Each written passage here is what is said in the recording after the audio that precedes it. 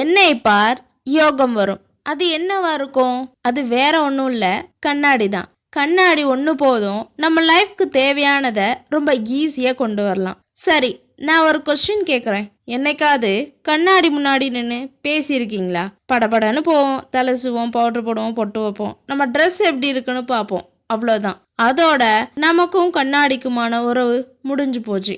ஆனால் கண்ணாடி எல்லாத்தையும் அட்ராக்ட் பண்ணும். நம்ம கேட்குற எல்லாத்தையும் கொடுக்குற பேராற்றல் சக்தி கொண்டது தான் இந்த கண்ணாடி. ஹே கைஸ், நான் உங்க பிரியா. இன்னைக்கு நம்ம பார்க்க போறது மிரர் மேனிஃபெஸ்டேஷன். வீடியோக்குள்ள போறதுக்கு முன்னாடி நீங்க இன்னும் என் சேனல் சப்ஸ்கிரைப் பண்ணாம பார்த்துட்டு இருந்தீங்கன்னா சப்ஸ்கிரைப் பண்ணி பக்கத்துல இருக்க பெல் ஐக்கானையும் பிரஸ் பண்ணிக்கோங்க. அப்போதான் நான் போடுற நெக்ஸ்ட் வீடியோ உங்களுக்கு நோட்டிஃபிகேஷன்ல வரும்.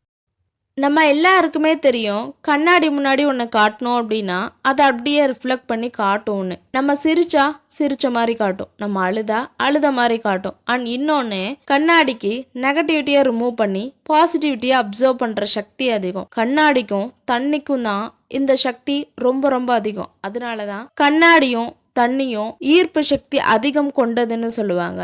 ஸோ இன்னைக்கு கண்ணாடியை வச்சு தான் நம்ம லைஃப்க்கு தேவையானதை, நம்ம ஆசைப்படுற விஷயத்த நம்ம லைஃப்குள்ள அட்ராக்ட் பண்ணி கொண்டு வர்றதை பற்றி பார்க்க போகிறோம். சரி, எப்படி பண்ணலான்னு பார்ப்போமா? இந்த மிரர் மேனிஃபெஸ்டேஷனை ஒரு நாளைக்கு எத்தனை தடவை வேணாலும் பண்ணிக்கலாம். நீங்கள் எப்போல்லாம் கண்ணாடி பார்க்குறீங்களோ அப்போல்லாம் பண்ணிக்கலாம். இதை இந்த டைம் தான் பண்ணணும், அந்த டைம் தான் பண்ணணுன்ற எந்த ஒரு விதிவிலக்கும் கிடையவே கிடையாது. உங்களுக்கு எப்பெல்லாம் தோணுதோ அப்போல்லாம் நீங்கள் பண்ணிக்கோங்க. ஆனால் ப்ரெசன்ட் டென்ஸில் தான் நீங்கள் கண்ணாடி முன்னாடி நின்று பேசணும். எப்படின்னா, இப்போ உங்களுக்கு ஒன்று வேணும் அப்படின்னா அந்த விஷயம் கிடைக்கும்னு சொல்லக்கூடாது, கிடைச்சிருச்சின்னு சொல்லக்கூடாது. இப்போது அந்த விஷயம் உங்ககிட்ட இருக்குது, அந்த பொருள் ஏதோ ஒரு பொருள், அந்த பொருள் உங்ககிட்ட இருக்குது, நீங்கள் அதை அனுபவிச்சுட்ருக்கீங்க. அந்த சந்தோஷத்தோட கண்ணாடி முன்னாடி நின்று சொல்லணும். உங்களுக்கு ஒன்று தேவை, உங்களுக்கு ஒரு ஸ்பெசிஃபிக் ஒரு பர்சனாக இருக்கலாம், இல்லை ஒரு கவர்மெண்ட் ஜாபாக இருக்கலாம், ஏதோ ஒன்று சம்திங், ஏதோ ஒரு நம்ம லைஃப்குள்ளே இது வேணும்ன்ட்டு நம்மளுக்கு ஆசை இருக்கும்ல. அந்த விஷயத்த ஒரு பேப்பரை எடுத்து நீங்கள் எழுதிக்கோங்க. ப்ரெசன்ட் டென்ஸில் இப்போது அந்த விஷயத்த நீங்கள் அனுபவிச்சுட்ருக்கீங்க, அதை ஃபீல் பண்ணி அது கூட ஹாப்பியாக நீங்கள் இருக்கிறீங்க. அது என்னவா வேணாலும் இருக்கலாம். அதை அப்படியே நீங்கள் கண்ணாடி முன்னாடி நின்று சந்தோஷமாக நீங்கள் பேச போகிறீங்க.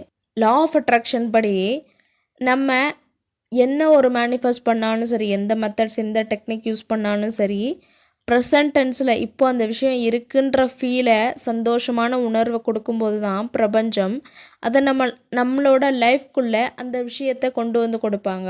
ஸோ அதனால தான் அந்த விஷயம் நம்ம லைஃப்குள்ளே இப்போ இருக்குங்கிற ஃபீலை நம்ம எப்போவுமே கொடுக்கணும். எந்த பயிற்சி பண்ணாலும் சரி, அது நம்மக்கிட்ட இருக்குது, அவ்வளோதான்.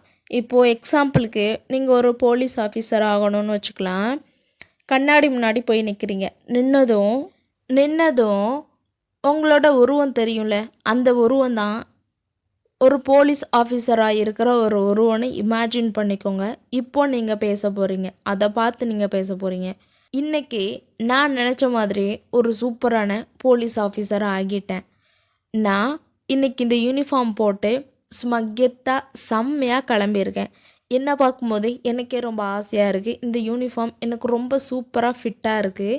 எங்கள் வீட்டில் இருக்க எல்லாருமே ரொம்ப சந்தோஷமாக என்னை பார்க்குறாங்க.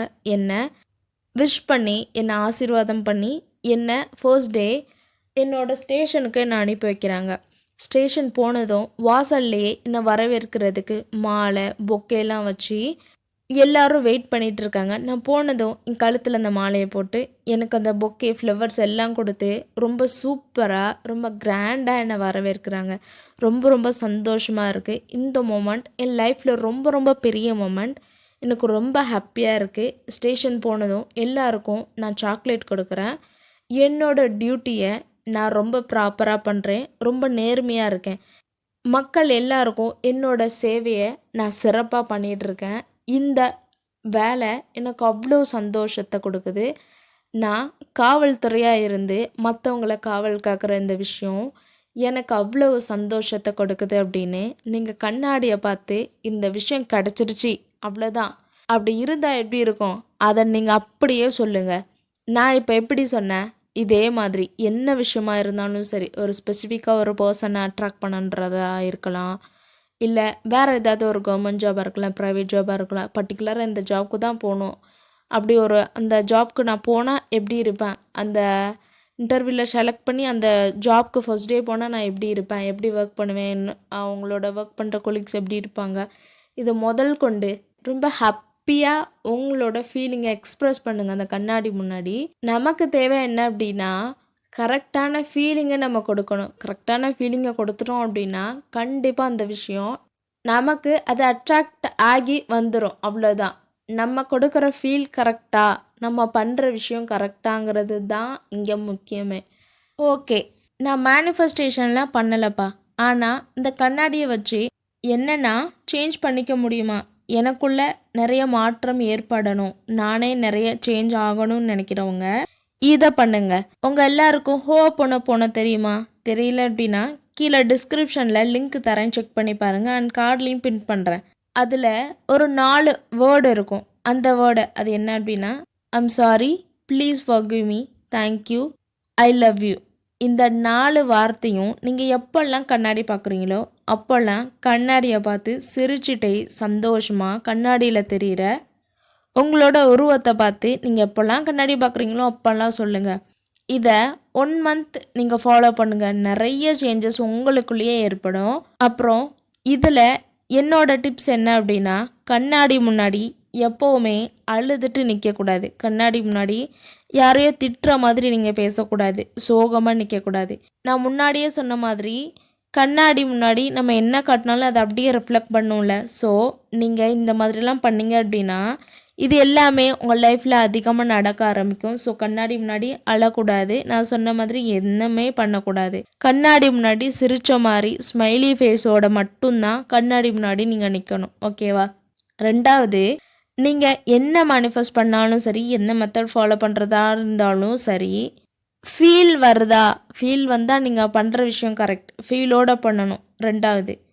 3வது, ஒரு விஷயத்துக்கு நீங்கள் மேனிஃபெஸ்ட் பண்ணுறீங்கன்னா அந்த விஷயம் உங்களுக்கு கிடைச்சதுக்கப்புறம் தான் அடுத்த மேனிஃபெஸ்டேஷன் அடுத்ததுக்கு நீங்கள் ஸ்டார்ட் பண்ணணும். 2-3 விஷயத்தை ஒன்றா போட்டு குழப்பி பண்ணக்கூடாது. அது மேனிஃபெஸ்ட் ஆகாது. ஒன்றுக்கா நீங்கள் பண்ணுங்கள். அண்ட் 4வது டிப், எவ்வளோ டேஸ்க்கு பண்ணணும்? கண்டினியூஸாக 1 மந்த்துக்காவது கண்டினியூஸாக நீங்கள் பண்ணுங்கள். இவ்வளோ தான். இதெல்லாம் ப்ராப்பராக பண்ணீங்க அப்படின்னா இந்த மேனிஃபெஸ்டேஷன், மிரர் மேனிஃபெஸ்டேஷன் ரொம்ப சூப்பராக உங்களுக்கு ஒர்க் ஆகும்.